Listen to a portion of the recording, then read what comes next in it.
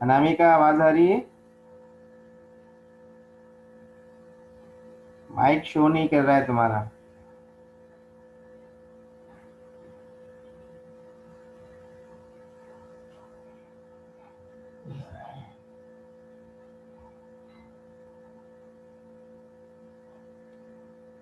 चलिए हम लोग करते हैं स्टार्ट, और कोई आएगा तो ऐड हो जाएंगे। लास्ट क्लास में हम लोग पढ़ रहे थे फंडामेंटल राइट्स के बारे में, जापान के कॉन्स्टिट्यूशन में। और शायद मुझे लगता है दो राइट्स हम लोग पढ़ चुके हैं। पहला जो हमारा था राइट टू इक्वलिटी, जिसमें हमने बात करी थी कि अमेरिका जापान के जो कॉन्स्टिट्यूशन 14 है और कॉन्स्टिट्यूशन का जो आर्टिकल 24 है, ये दोनों ही आर्टिकल राइट टू इक्वलिटी या समानता के अधिकार से जुड़े हुए हैं। और इसका मतलब क्या था, तो हमने देखा था कि आर्टिकल 14 ये कहता है कि कानून के समक्ष सभी समान हैं, चाहे वो सम्राट हो, चाहे कॉमन मैन हो, चाहे कोई भी पब्लिक रिप्रेजेंटेटिव हो या गवर्नमेंट ऑफिशियल्स हो। कानून के समक्ष सभी को समान रखा गया है। और इसके इसी के आधार पर सोसाइटी में जितनी भी डाइवर्सिटीज हैं, जितने भी ग्रुप्स हैं, उनको बेस बनाकर किसी के भी साथ डिस्क्रिमिनेशन नहीं होगा। ये बात भी आर्टिकल 14 के अंदर कही गई है। और एक और इम्पोर्टेंट बात जो मैंने लास्ट क्लास में बताई थी कि सोसाइटी के अंदर कुछ प्रिविलेज ग्रुप्स होते हैं, जिनको या तो शिक्षा के आधार पर या पैसे के आधार पर या उनकी वंश परंपरा के आधार पर एक स्पेशल स्टेटस दिया जाता था। तो जापान में भी एक प्रथा थी कि वहां पर पीयर की उपाधि दी जाती थी। तो ये भी एक प्रकार का हम कह सकते हैं कि वहां पर डिस्क्रिमिनेशन, सोसाइटी के अंदर लोगों के बीच में डिस्क्रिमिनेशन करने का एक तरीका था। तो शोवा कॉन्स्टिट्यूशन में उसको भी समाप्त किया गया। तो ये तीन जो बातें मुख्य रूप से है वो आर्टिकल 14 के अंदर बताई थी। और मैंने कहा था कि आर्टिकल 24 जो इम्पोर्टेंट है वो जेंडर के बेस पर राइट टू इक्वलिटी की बात करता है कि अगर कोई शादी होगी तो स्त्री और पुरुष दोनों की इक्वल एक्सेप्टेंस के साथ होगी। उनका जो सक्सेशन या उत्तराधिकार तय होगा उसमें भी दोनों की इक्वल एक्सेप्टेंस, दोनों को इक्वल रेपुटेशन दी जाएगी।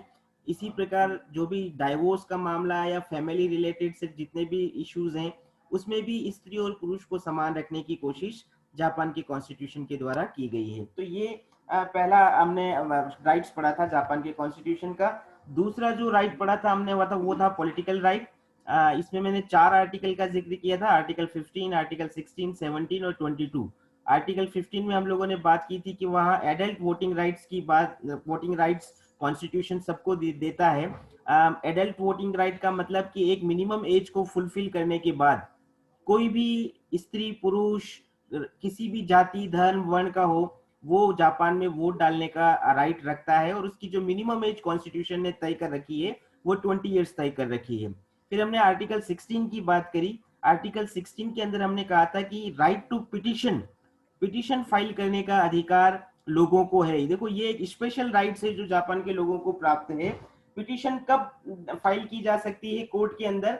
जब भी किसी पब्लिक फंक्शन से या किसी पब्लिक ऑफिशियल के फंक्शन से किसी व्यक्ति को पर्सनल या सोसाइटी के लेवल पर उसको कोई हार्म होता है, उसको कोई नुकसान होता है, तो उस कंडीशन में वो कोर्ट के अंदर जाकर एक पिटिशन फाइल कर सकता है। इसी तरह से मैंने बताया था कि अगर कोई पब्लिक सर्वेंट है और अगर वो अपने अपने पोस्ट का मिसयूज कर रहा है तो उसको भी हटाने के लिए एक पिटिशन फाइल की जा सकती है।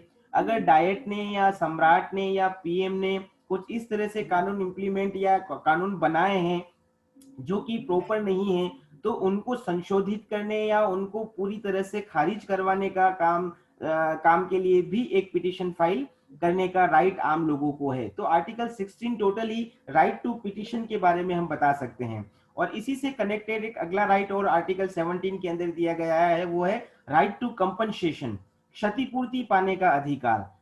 देखो सिंपल सी बात है कि अगर किसी गवर्नमेंट फंक्शन से या गवर्नमेंट के किसी भी काम से अगर किसी इंडिविजुअल को कोई लॉस होता है और वो उसका पर्सनल लॉस है, तो वो उसका कंपनसेशन स्टेट से पाने का राइट रखता है। और ये राइट उसको सीधा का सीधा कॉन्स्टिट्यूशन प्रदान कर रहा है। तो राइट टू कंपनसेशन भी आर्टिकल 17 के तहत दिया गया है, जिसको हम पॉलिटिकल राइट्स की कैटेगरी में रख सकते हैं। और लास्ट बात जो मैंने बताई थी आर्टिकल 22, जिसमें किसी भी जापानी नागरिक को ये अधिकार है कि वो अपनी जापान की सिटीजनशिप छोड़कर किसी और देश की सिटीजनशिप ले सकता है। तो ये आर्टिकल 22 के अंदर बताया गया है नागरिकता छोड़ने का अधिकार। यहां तक हम पिछली क्लास के अंदर पढ़ चुके थे, फिर भी कुछ लोग नए हैं तो मैंने आज रिपीट किया। आज हम लोग इसके आगे कंटिन्यू करने जा रहे हैं और वो है सबसे पहला राइट अगेंस्ट एक्सप्लॉयटेशन, शोषण के विरुद्ध अधिकार। इसी नाम से एक अधिकार भारत के संविधान ने भी दे रखा है, लेकिन भारत के संविधान में वो थोड़ा सा अलग है। जापान के कॉन्स्टिट्यूशन में उसका क्या मतलब है, हम उसको देखने की कोशिश करेंगे। और सबसे पहली बात कि जापान की कॉन्स्टिट्यूशन ने ये राइट दिया क्यों। तो जैसे हमने लास्ट क्लास में भी डिस्कस किया था, जापान की हिस्ट्री फ्यूडल हिस्ट्री रही है, सामंतवादी वहां का जो बैकग्राउंड रहा है सोसाइटी का, वो सोशल और पॉलिटिकल बैकग्राउंड, वो फ्यूडल और मोनार्की वाला बैकग्राउंड रहा था। और फ्यूडल बैकग्राउंड वाली सोसाइटी के अंदर एक तरह से हम ये कह सकते हैं कि फोर्स्ड लेबर या स्लेवरी, इस प्रकार के बहुत सारे कस्टम्स प्रचलित थे। लोगों को गुलाम बनाया जाता था, उनसे बेगार की प्रथाएं करवाई जाती थी, जबरदस्ती मजदूरी दी करवाई जाती थी, वेतन मतलब प्रॉपर दिया नहीं जाता था। तो ये एक प्रकार का एक्सप्लॉयटेशन था। तो इसी पुराने एक्सपीरियंस को ध्यान में रखते हुए जो ये नया संविधान बना, इस नए संविधान के अंतर्गत दो आर्टिकल जो बहुत इंपॉर्टेंट है वो है आर्टिकल 18 और आर्टिकल 27। आर्टिकल 18 के अंदर स्लेवरी को पूरी तरह से समाप्त किया गया है। आज की तारीख में मतलब आफ्टर 3 मई 1947 कोई भी व्यक्ति किसी को भी स्लेव नहीं बना सकता।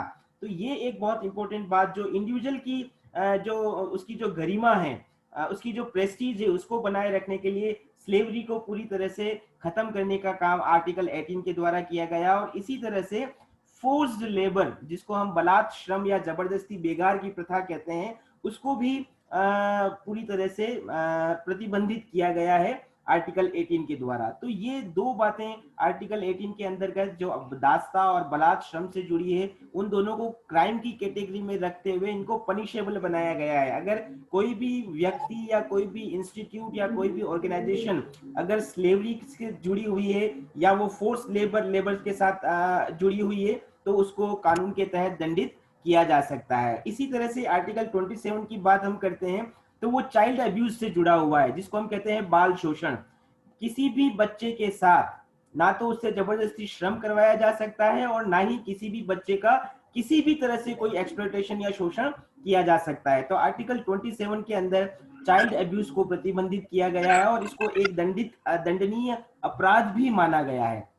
तो ये दो बातें आर्टिकल 18 और आर्टिकल 27, जिसको हम कह सकते हैं ये शोषण के विरुद्ध अधिकार है। नेक्स्ट अगले फंडामेंटल राइट्स की अगर हम बात करें तो हम कह सकते हैं कि जापान के अंदर राइट टू रिलीजियस फ्रीडम भी है, जिसको हम कह सकते हैं धार्मिक स्वतंत्रता का अधिकार। जैसे कि आपको जब हम पढ़ रहे थे कॉन्स्टिट्यूशन की जो सैलिएंट फीचर्स थे, तब हमने देखा था कि जापान के अंदर पहले मेइजी संविधान में शिंटो धर्म को स्टेट का रिलीजन एडॉप्ट किया हुआ था, जिसको हम राज्य धर्म की बात करते हैं। जापान राज्य के द्वारा शिंटो धर्म के प्रचार प्रसार को भी बहुत ज्यादा अहमियत दी गई थी। लेकिन अभी के जो वर्तमान संविधान चल रहा है उसके अंदर स्टेट का जो नेचर है, स्टेट का जो फॉर्म है, उसको पूरी तरह से सेक्युलर रखा गया है।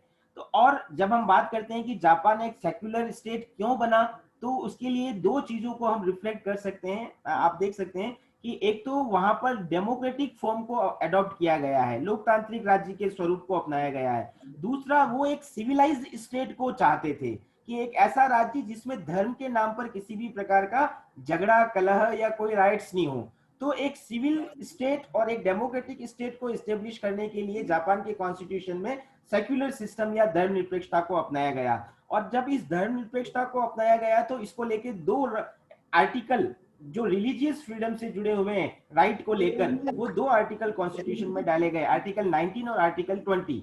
आर्टिकल 19 क्या कहता है? आर्टिकल 19 में ये कहा गया है कि लोगों को विचार और अंतःकरण की स्वतंत्रता होगी, थॉट्स एंड कॉन्साइंसेस। थॉट्स और कॉन्सेंसस का मतलब क्या है कि कोई भी व्यक्ति अगर किसी भी धर्म को, उसकी विचारधारा को, उसकी परंपराओं को, उसकी मान्यताओं को अगर अडॉप्ट करना चाहता है तो स्टेट उसको रोकेगा नहीं।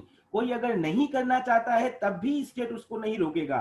मतलब व्यक्ति के इंडिविजुअल मैटर में, उसके व्यक्तिगत मामले में वो किस प्रकार का धार्मिक आचरण करता है, वो आस्तिक है या नास्तिक, राज्य का इसके बारे में कोई इंटरफेयर नहीं होगा। तो ये एक प्रकार से विचार और अंतःकरण की स्वतंत्रता धर्म के मामले में आर्टिकल 19 के द्वारा दी गई है। और इसी तरह जब हम आर्टिकल 20 की बात करते हैं तो आर्टिकल 20 को आप सेक्युलर स्टेट की कॉन्सेप्ट से जोड़ सकते हो। मैंने फर्स्ट ईयर में भी आपको बताया था, सेक्युलर स्टेट का मतलब क्या होता है, एक ऐसा स्टेट जिसका अपना कोई धर्म नहीं होगा, एक ऐसा स्टेट जो अपने सभी धर्मावलंबियों को, उसके अंदर रहने वाले जितने भी डाइवर्स ग्रुप है रिलीजियस बेसिस पे, उन सभी को वो समान रूप से धार्मिक स्वतंत्रता देगा।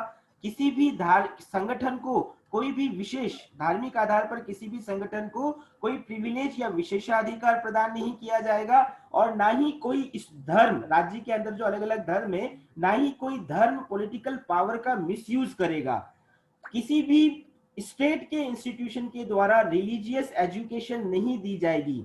एक सेक्युलर स्टेट के ये जो बेसिक कॉन्सेप्ट हैं, यही बेसिक कॉन्सेप्ट आर्टिकल 20 के अंदर अंदर जापान के कॉन्स्टिट्यूशन में बताए गए हैं। आप लोग देख सकते हो स्क्रीन पे, हम लोगों ने लिखा है कि आर्टिकल 20 में ये कहा गया है कि किसी भी ऑर्गेनाइजेशन को कोई भी प्रिविलेज नहीं होगा, कोई भी रिलीजन किसी भी प्रकार की पॉलिटिकल पावर का मिसयूज नहीं करेगा, कोई भी व्यक्ति किसी भी प्रकार के रिलीजियस कार्य को करने के लिए बाउंड नहीं होगा, और स्टेट कभी भी किसी भी प्रकार की रिलीजियस एजुकेशन नहीं देगा। तो ये जो प्रोविजन आर्टिकल 20 में किया गया है, इसको करके एक तरह से हर इंडिविजुअल को बिल्कुल फ्री रखा गया है कि वो रिलीजन को लेकर क्या आइडियोलॉजी रखता है, उसका बिहेवियर किस प्रकार का होगा, या उसकी प्रैक्टिसेस क्या होगी, ये सब कुछ व्यक्ति खुद तय करेगा। ये आर्टिकल 20 के और 19 के माध्यम से धार्मिक स्वतंत्रता का अधिकार किया गया है जापान के अंदर।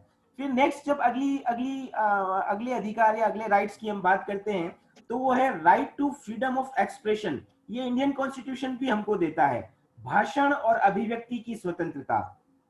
मगर लेकिन जब हम इस राइट की बात करते हैं तो आपको जापान में कुछ और अलग प्रावधान देखने को मिलेगा। सबसे पहले हम इसकी बात करते हैं भाषण और अभिव्यक्ति का मतलब क्या है। अभिव्यक्ति का मतलब एक्सप्रेशन, हम जो कुछ भी कहना चाहते हैं, जिस तरीके से कहना चाहते हैं, कॉन्स्टिट्यूशनली अगर वो वैलिड है तो हमें वो बात कहने से कोई रोक नहीं सकता। फॉर एग्जाम्पल, अगर मुझे मोदी जी पसंद नहीं है, मोदी जी की कोई पॉलिसी या मोदी जी का कोई काम पसंद नहीं है, तो मुझे पब्लिकली उस काम को, उस व्यक्ति को क्रिटिसाइज करने का अधिकार होना चाहिए। ये है फ्रीडम ऑफ एक्सप्रेशन। मतलब किसी भी सोशल इशू पर, पॉलिटिकल इशू पर जो पब्लिक कंसर्न का विषय है, उस पर हर व्यक्ति को जब अपनी बात कहने की आजादी होती है तो हम उसको कहते हैं ये right to freedom of expression है, भाषण और अभिव्यक्ति की आजादी है। इंडिया में भी ये आजादी है और जापान में तो ये एक कदम ज्यादा स्वतंत्रता लोगों को दी गई है। कैसे, वो भी हम बात करते हैं। जैसे कि भारत के अंदर जब ये कहा गया है कि हर व्यक्ति को अपनी बात रखने का अधिकार है, लेकिन इंडियन कॉन्स्टिट्यूशन इसके साथ साथ एक बेन भी लगाता है कि अगर कोई इशू ऐसा है जो सेंसिटिव है, जैसे फॉर एग्जांपल इंडिया को सर्जिकल स्ट्राइक करनी चाहिए थी या नहीं, और सर्जिकल स्ट्राइक अगर की तो उसका लॉस क्या है, उसके बेनिफिट क्या है, एक कॉमन चर्चा तो इसके ऊपर हो सकती है। लेकिन सर्जिकल स्ट्राइक के दौरान कौन से वेपन यूज में किए गए, या और इन डेप्थ जाकर अगर कोई जो इंडियन सिक्योरिटी से जुड़े हुए इश्यूज हैं अगर उसको लेकर क्रिटिसाइज की जाती है तो वो देश के साथ गद्दारी मानी जाती है। तो कहने का मतलब एक लिमिट तक हमारे यहाँ पर फ्रीडम ऑफ एक्सप्रेशन है। लेकिन अगर जापान की अगर हम बात करें तो जापान के अंदर हर व्यक्ति को unlimited, unbound, uncontrol freedom of expression दिया गया है। कोई भी व्यक्ति किसी भी विषय पर कोई भी बात रख सकता है और उसको टोकने का या रोकने का अधिकार स्टेट को या स्टेट के इंस्टीट्यूशंस को नहीं है। तो ये हम कह सकते हैं कि जापान में एक फ्रीडम ऑफ एक्सप्रेशन का राइट लोगों को दिया गया है।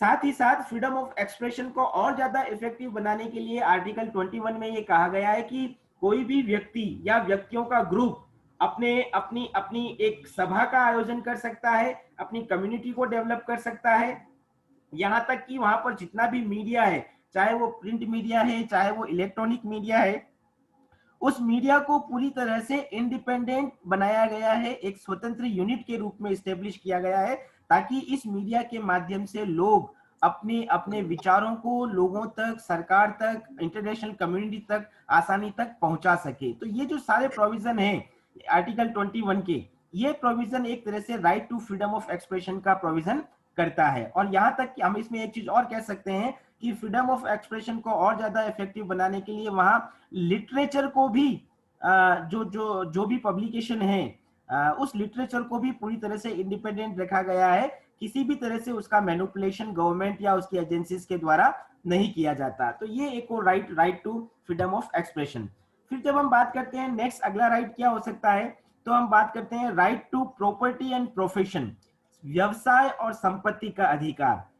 देखिए, जैसे जैसे मैंने पहले भी कहा कि जापान के अंदर व्यक्ति की गरिमा को बहुत महत्ता प्रदान की गई है। तो एक व्यक्ति अपना जीवन कैसे जिए, इसके लिए उसको अर्थ, पैसे या इकोनॉमी की जरूरत होती है। तो उसको उसके अर्थ को भी निर्धारित करने का प्रावधान जापान का संविधान करता है, और इसीलिए वो व्यवसाय यानी कि प्रोफेशन और संपत्ति यानी कि प्रॉपर्टी, इनसे रिलेटेड दो प्रोविजन करता है आर्टिकल 22 और आर्टिकल 29 के अंतर्गत। आर्टिकल 22 में क्या कहा गया है कि कोई भी व्यक्ति, जापान का कोई भी नागरिक जापान में कहीं पर भी रहकर, जापान के किसी भी कोने में रहकर जो उसकी इच्छा है वो व्यवसाय वो कर सकता है। वो चाहे तो स्मॉल स्केल का बिजनेस कर सकता है, मीडियम स्केल का बिजनेस कर सकता है, लार्ज स्केल का बिजनेस कर सकता है। बिजनेस नहीं करके अगर वो कोई नौकरी करना चाहता है, जॉब करना चाहता है तो जॉब कर सकता है। मतलब कि और अगर जॉब भी नहीं करना चाहता, ठाला बेचना चाहता है तो वो ठाला भी बेच सकता है। कहने का मतलब उसको अपना अपना प्रोफेशन चुनने की या ना चुनने की पूरी तरह से आजादी आर्टिकल 22 के अंतर्गत दी गई है। लेकिन ये आर्टिकल एब्सोल्यूट, ये लिबर्टी जो है ऑक्यूपेशन चुनने की, ये एब्सोल्यूट नहीं है, निरंकुश, या जिसको हम कहते हैं अनलिमिटेड नहीं है। व्यक्ति की इस चॉइस के ऊपर कुछ रिस्ट्रिक्शन या प्रतिबंध लगाए गए हैं। वो क्या है वो भी मैं आगे डिस्कस करता हूं। पहले हम बात करते हैं आर्टिकल 29 की। जैसे आर्टिकल 22 के अंदर ऑक्यूपेशन सिलेक्शन की लिबर्टी है, उसी तरह से आर्टिकल 29 ये कहता है कि हर व्यक्ति को प्रॉपर्टी गेन करने का, अर्जित करने का भी अधिकार है। मतलब अगर मुझे अगर एक अच्छी सी रोल्स रॉयल्स कार लेनी है, बहुत बड़ा सा बंगला बनाना है, बहुत अच्छी सुख सुविधाएं चाहिए, और उस सबको करने के लिए मुझे अधिक से अधिक पैसा कमाना है, तो मुझे वो पैसा कमाने से कोई रोक नहीं सकता। और अगर मैं लीगल तरीके से वो पैसा कमा रहा हूं तो वो बिल्कुल वैलिड है, मुझे वो कमाने का अधिकार है। तो संपत्ति को, प्रॉपर्टी को गेन करने का और उसको मेंटेन करने का, ऐसा नहीं कि मैंने प्रॉपर्टी अगर कमा ली तो मैं उसको चैरिटी में दे दूंगा या वेलफेयर में लगा दूंगा, नहीं, अगर मैं उसको अपने पर्सनल यूज के लिए रखना चाहता हूं तो रख सकता हूं। तो ये दो बातें प्रॉपर्टी से रिलेटेड आर्टिकल 29 करता है, एक संपत्ति को अर्जित करने का और दूसरा संपत्ति को बनाए रखने का। लेकिन ये जो दोनों राइट है आर्टिकल 22 और आर्टिकल 29 का, जिसके अंदर प्रोफेशन सिलेक्शन की भी आजादी है और संपत्ति को बनाने की भी आजादी है, इनको पब्लिक इंटरेस्ट के अंतर्गत सीमित किया जा सकता है। यहाँ पर आप ध्यान रखना, एक इंपॉर्टेंट बात मैं बोल रहा हूँ, एक वर्ड जिसको आप हमेशा याद रखो, इंडिया के कंटेक्स्ट में बार बार आएगा, अभी हम जापान के कंटेक्स्ट में बात कर रहे हैं, पब्लिक इंटरेस्ट। सपोज करो मैं एक एग्जांपल दे रहा हूँ, मेरा कोई एक प्लॉट है और वो मेरी निजी संपत्ति है, लेकिन अगर उस प्लॉट के पास से अगर एक हाईवे गुजर रहा है और उस हाईवे को सही तरह से मेंटेन करने के लिए अगर उस मेरे प्लॉट में से कुछ जमीन गवर्नमेंट को चाहिए तो गवर्नमेंट वो ले सकती है, क्योंकि वो हाईवे एक पब्लिक इंटरेस्ट को ध्यान में रखकर बनाया जा रहा है। हाँ, गवर्नमेंट ये करेगी कि उसके लिए मुझे कंपनसेशन देगी, जितनी भी मेरी लैंड जा रही है, मेरी भूमि का जितनी भी मेरी भूमि एक्वायर की जा रही है, उसके बदले में मुझे कंपनसेशन, अभी आपको ध्यान हो आर्टिकल 17 में हमने बात की थी कंपनसेशन, तो उसको हम यहाँ पर जोड़ सकते हैं कि किसी भी प्राइवेट प्रॉपर्टी का यूज गवर्नमेंट या स्टेट कर सकता है, लेकिन उसके लिए उसको, गवर्नमेंट को, उस इंडिविजुअल को कंपनसेशन देना होगा। तो ये एक लिमिटेशन है कि व्यक्ति संपत्ति तो रख सकता है, लेकिन पब्लिक इंटरेस्ट में उससे उसकी उस संपत्ति को छीना जा सकता है।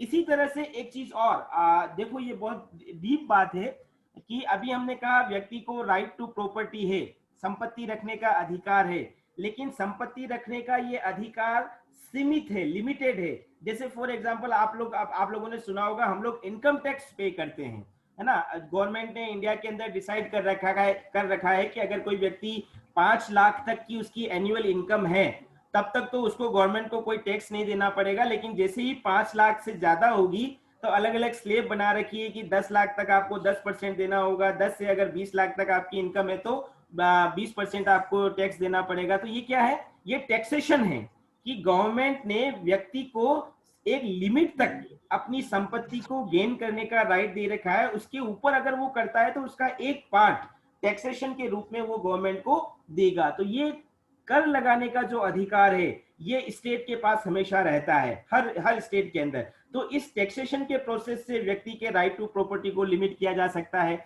इसी तरह से आपको स्क्रीन पे नजर आ रहा होगा, मैंने एक वर्ड लिखा है पुलिस शक्ति, जिसको हम बोलते हैं फाइन। अगर किसी ने कोई क्राइम किया है, तो उसको उस क्राइम की पूर्ति के लिए कई बार, जैसे अभी प्रशांत भूषण के ऊपर 1 रुपए का जुर्माना लगाया, तो इस प्रकार का जुर्माना भी लगाकर फाइन चार्ज करके भी व्यक्ति की प्रॉपर्टी के राइट को स्टेट लिमिट कर सकता है।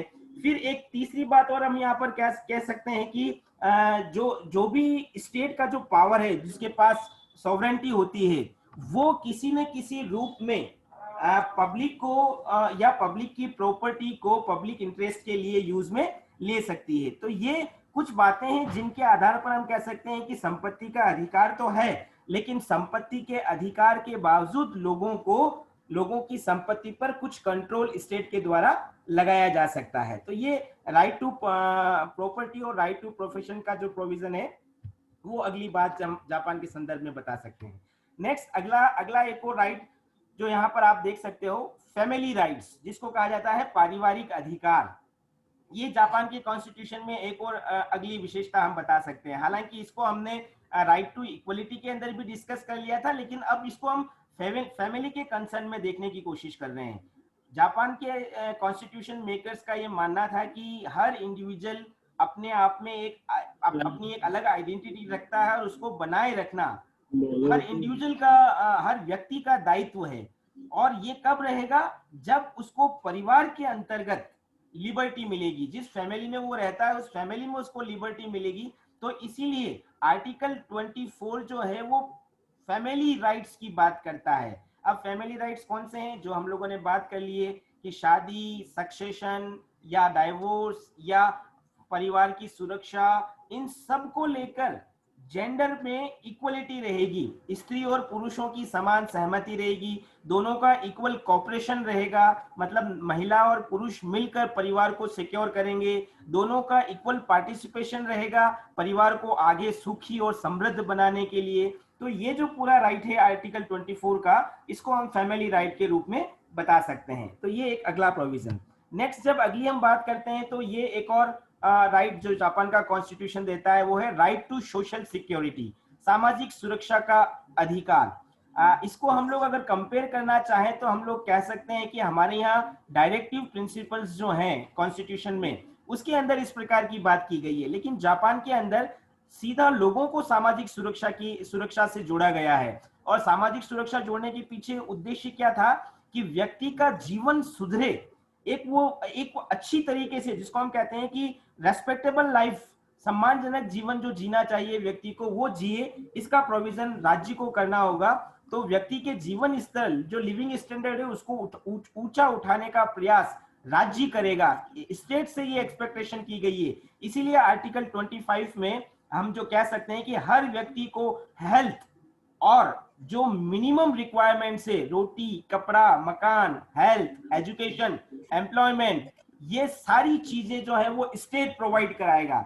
यहाँ पर आप ध्यान रखना, अभी थोड़ी देर बाद हम एक और पॉइंट पे चर्चा करेंगे, उसमें इसको रिकॉल करेंगे कि यहाँ जो एक अच्छा जीवन जीने के लिए चाहिए, वाटर, इलेक्ट्रिसिटी, एजुकेशन, एम्प्लॉयमेंट, ये सारी चीजें स्टेट प्रोवाइड क्यों कराएगा, क्योंकि इससे सोशल सिक्योरिटी मिलती है, हर व्यक्ति को अपना लाइफ अपलिफ्ट करने का एक अवसर मिलता है। तो ये एक और राइट जो जापान के कॉन्स्टिट्यूशन ने हर व्यक्ति को दे रखा है। फिर अगली बात हम करते हैं राइट टू एजुकेशन, शिक्षा का अधिकार। शिक्षा का अधिकार इंडिया के अंदर भी है और जापान के अंदर भी हम बात कर सकते हैं, लेकिन दो आर्टिकल जापान के संविधान के हैं जो राइट टू एजुकेशन की बात करते हैं। एक आर्टिकल 23 और दूसरा आर्टिकल 26।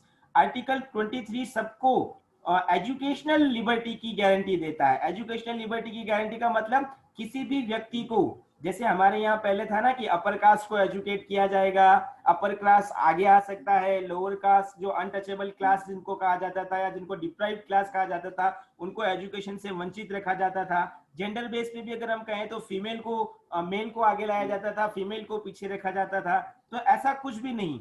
जापान के अंदर आर्टिकल 23 हर व्यक्ति को, जो चाहे किसी भी क्लास किसी भी वर्ग का हो, उसको एजुकेशन देने की गारंटी रखता है। हर व्यक्ति इस आर्टिकल 23 के माध्यम से एजुकेशन गेन कर सकता है। और इसी तरह आर्टिकल 26 के अंदर दो बातें कही गई है।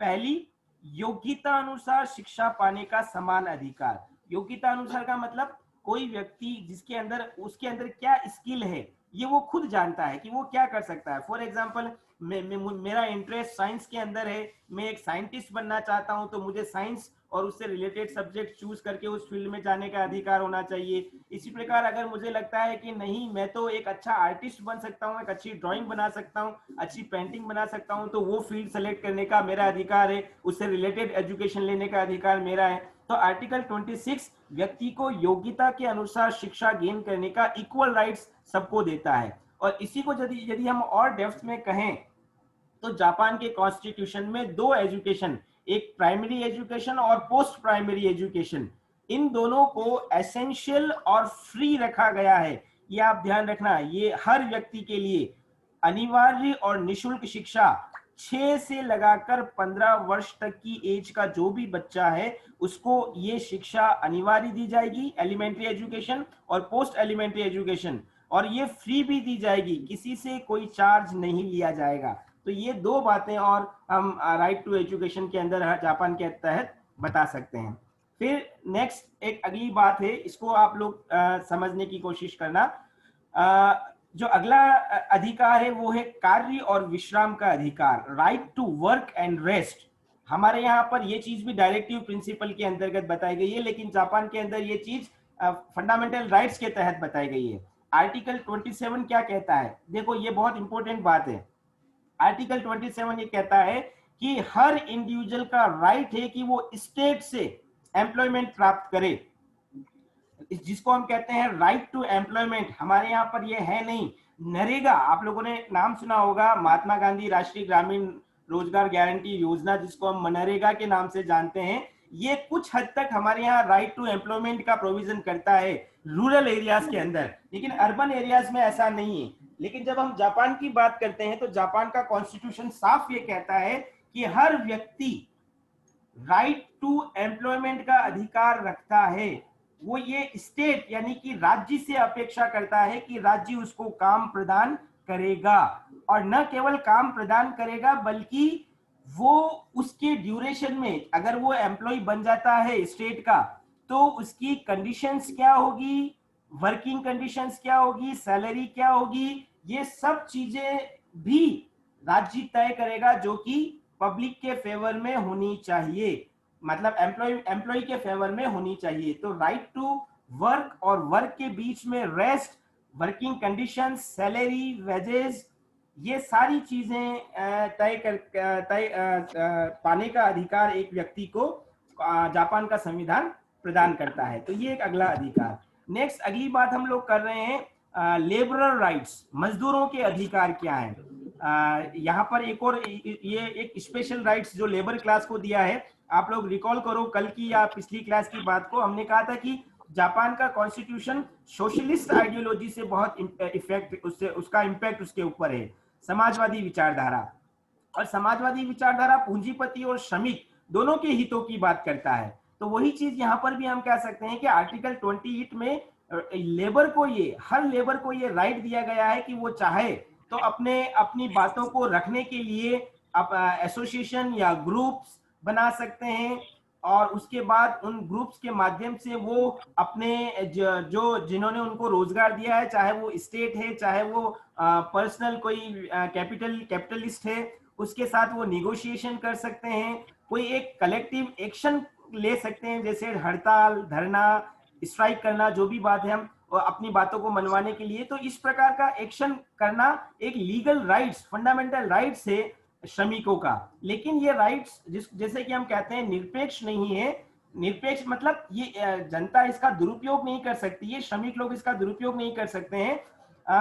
वो केवल लिमिटेशन में रहकर, जैसे कि मजदूरों को अपनी मांग रखनी है, तो ऐसा नहीं कि वो हिंसा का सहारा ले ले, वो वॉयलेट हो जाए, अहिंसक तरीके से वो अपनी बात रख सकते हैं। तो कहने का मतलब ये जो सारे राइट्स हैं वो पूरी तरह से निरपेक्ष नहीं है, बल्कि वो कुछ हद तक लिमिटेड भी माने जा सकते हैं। एक आखिरी बात, एक आखिरी अधिकार जो और हम जापान के बारे में बता सकते हैं, और वो है right to life and freedom, जीवन और स्वतंत्रता का अधिकार। ये बहुत बड़ा एस्पेक्ट है जो कि जापान के नागरिकों को दिया गया है। अलग अलग आर्टिकल आप लोग स्क्रीन पे देख सकते हो। आर्टिकल जब हम बात करते हैं राइट टू लाइफ और फ्रीडम की, तो आर्टिकल 31 के अंदर कहा गया है कि हर नागरिक को जीने का अधिकार है, राइट टू लिव। अब इसका मतलब क्या है कि किसी भी व्यक्ति को जीवन जीने के अधिकार से वंचित नहीं किया जा सकता।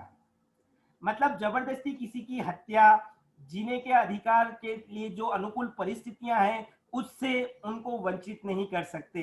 लेकिन यहाँ पर हम एक एक्सेप्शन या अपवाद की बात कर सकते हैं।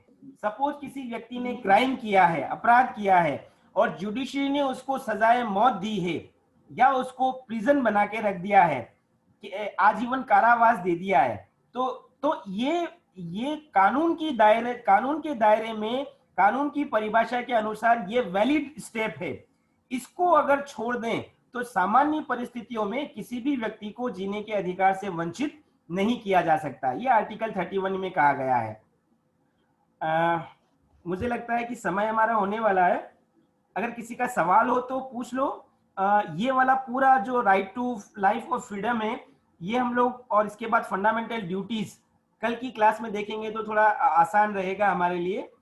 किसी का कोई सवाल हो तो एक बार आप वो ले लो अभी तक, क्योंकि हमारे पास समय जो है वो कम है।